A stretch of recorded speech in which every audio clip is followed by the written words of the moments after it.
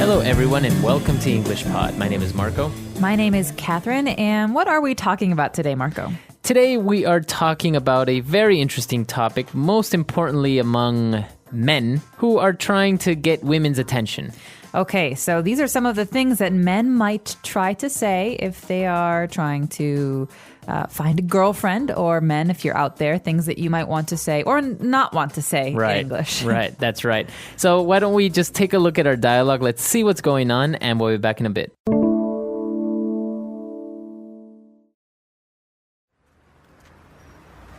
Let's go out tomorrow night. We can go to a bar and try to find you a girlfriend. I don't think that's a good idea. I'm just not good with approaching someone and starting up a conversation. Maybe you just need a few pickup lines, to break the ice. Pickup lines don't work. Come on. You can just walk up to a girl and say, "If you were a booger, I'd pick you first." What? Come on. That's just lame. No girl would fall for that. Fine. Then you can say, "So there you are. I've been looking all over for you, the woman of my dreams." That's a good one. I think that's pretty funny. Yeah, so you make her laugh, you make a fool of yourself a little bit, and then you buy her a drink. Okay, how does this sound? I was so enchanted by your beauty that I ran into that wall over there. So I'm going to need your name and number for insurance purposes. Nice. Let's go.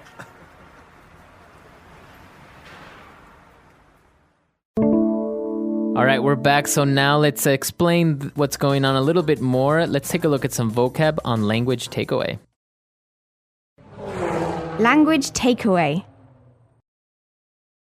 So the first word that we have here, Marco, is a verb. We say to approach or to approach someone. That's right, to approach someone. And that means to, go up to someone and start a conversation, start talking to them. That's right. So you physically walk towards someone, you go to them to start talking to them. So you can say, I'm not good at approaching other people, or he approached her in the bar because he wanted to talk to her. That's right. So to approach someone is to go up or get close to that person and start talking to them. That's right.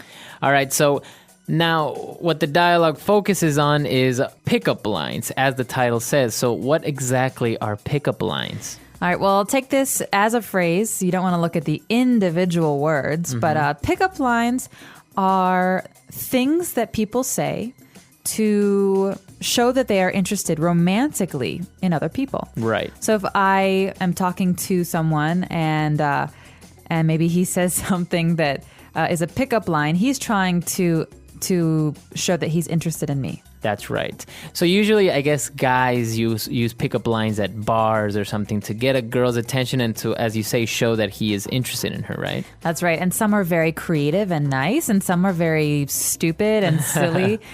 So there are many different kinds of pickup lines. But the trick here is that they're usually lines that the person will create or will have heard before they use it. Right, exactly. It's like a fixed thing. Yeah, it is usually very creative, as you say, or very funny to kind of get the girl's attention. Now, the first pickup line that we heard was, "If you were a booger, I'd pick you first." If you were a booger, I'd pick you first. All right, so what does he mean here? If you were a booger, what is a booger? A booger is a piece of dirt in your nose. Okay, so sometimes you have some things in your nose and you want to blow your nose to clear it. Well, those things inside your nose, those are called boogers. This is very informal English. Right. So I guess the technical term for it would be mucus. Mucus, that's right. But obviously in English, there's also an informal way of calling it, and it's called a booger. So the idea here is the pickup line means two things. It means sometimes you have to take boogers out of your nose. Some people use their finger.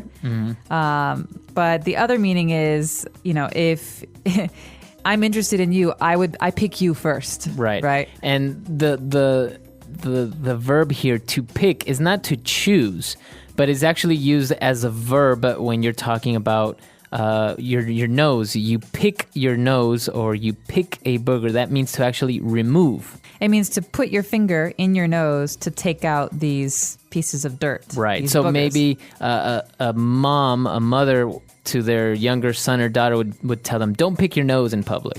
Moms often say this in English. Right. Don't pick your nose. It's rude. Exactly. All right, so it's a very interesting pickup line, obviously very funny and I guess creative, but at the same time, the verb there, to pick, we just figured out it means something completely different. All right, so it's a joke, but it's also kind of gross. Exactly. And obviously his friend agrees and says that's lame. Lame. So something is lame if it's stupid or not funny. We often say that's a really lame joke, which means I don't like that. I don't think it's funny. Mm-hmm. Okay. And actually people start using the word lame for many things that they don't like or they think is not interesting. Right? Yeah, like that band is so lame. Mm-hmm. Or that not cool. That movie was lame. It wasn't interesting. It wasn't fun. Okay, so that's basically what it means. All right, so let's take a look at everything we've learned again, and we'll be back in a bit.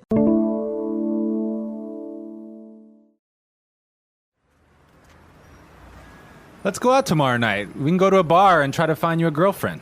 I don't think that's a good idea. I'm just not good with approaching someone and starting up a conversation.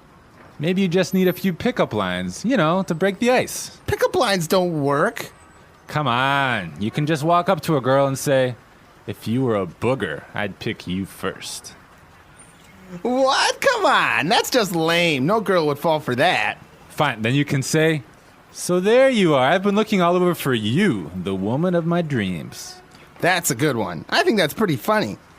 Yeah, so you make her laugh, you make a fool of yourself a little bit, and then you buy her a drink. Okay, how does this sound? I was so enchanted by your beauty that I ran into that wall over there. So I'm going to need your name and number for insurance purposes. Nice. Let's go. All right, now let's take a look at some of these phrases on Fluency Builder. Fluency Builder.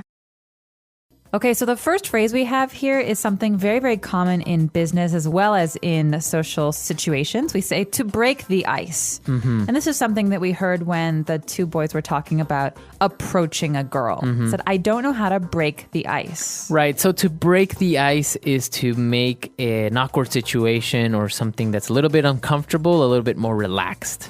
That's right. So oftentimes in a new company or at a party where you don't know anyone, you have to break the ice. You have to make things more comfortable so you can talk to people. That's right. All right. So you want to break the ice. You want to maybe be more comfortable around people. Right. So sometimes people use games to break the ice. Mm-hmm. Like at your company, maybe your first day of work, they'll have games to learn people's names. Mm-hmm. These are ways of breaking the ice.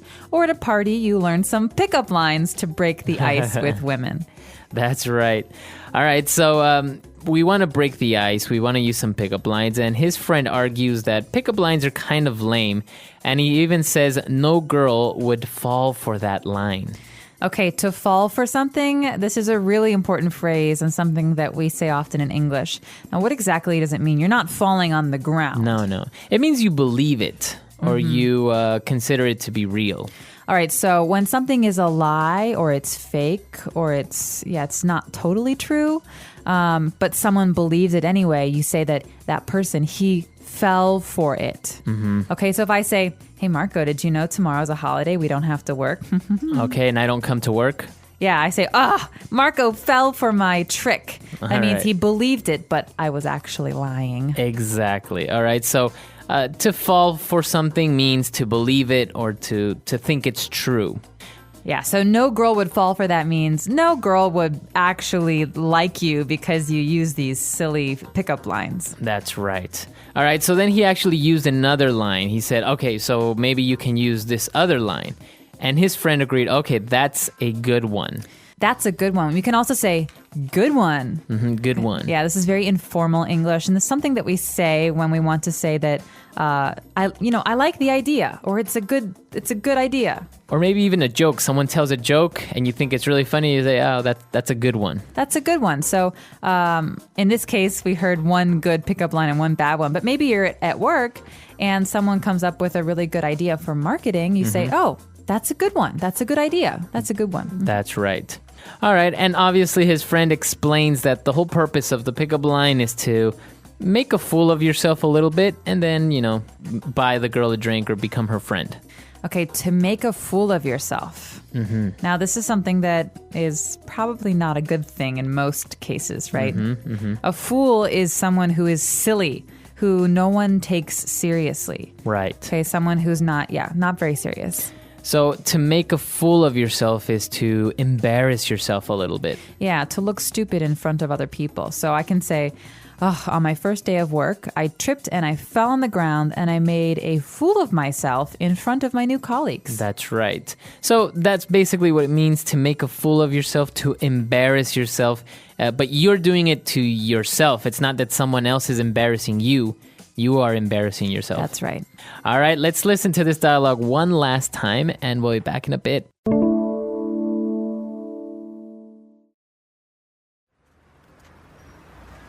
Let's go out tomorrow night. We can go to a bar and try to find you a girlfriend. I don't think that's a good idea. I'm just not good with approaching someone and starting up a conversation.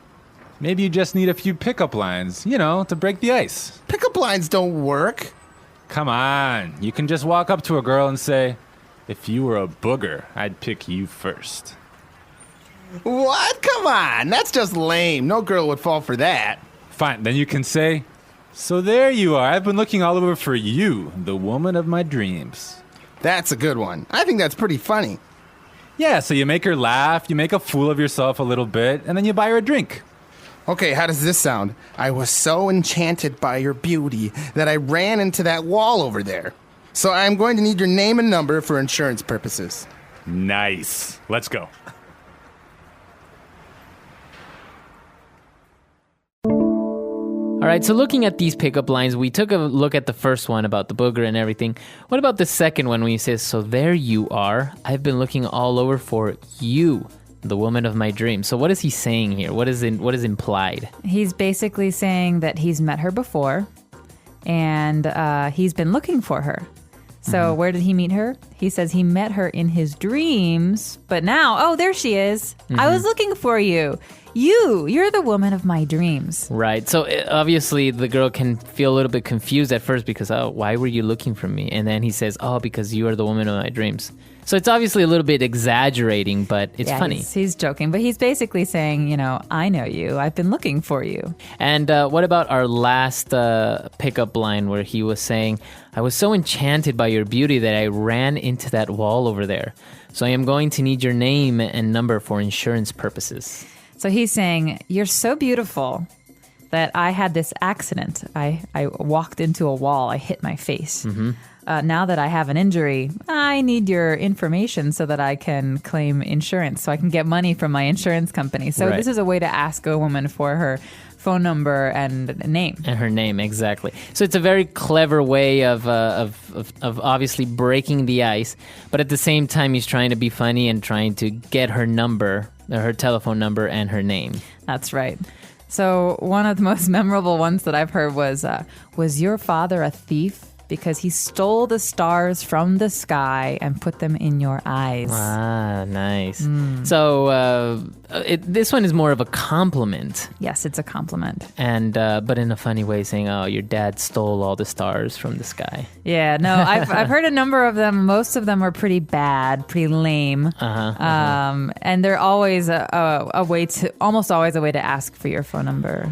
Now, as a girl, what do you think is better? For a guy to use a clever, funny, but tasteful pickup line, or to just walk up to you and say, hi, my name is so-and-so, what's your name? If you can be clever, if you can come up with something that's funny or interesting, then I think it's good. If you say something that's rude or disgusting, I think that's probably bad. Like the booger pickup line is a bad idea. That's an example of a bad pickup line. But if you can laugh about it, you don't say it seriously, but if you can laugh about it and say, hey, is your daddy a thief? It's something to start the conversation if you're laughing. Right. Because sometimes it's very awkward if someone says, hey, I'm John, what's your name? Right, you don't really know how to react to that. It's a little boring. And approaching someone like in that way can be a little bit difficult. Yeah. It's a very interesting thing. Let us know if you have any pickup lines, if you've heard any pickup lines or used any. We're really curious to know.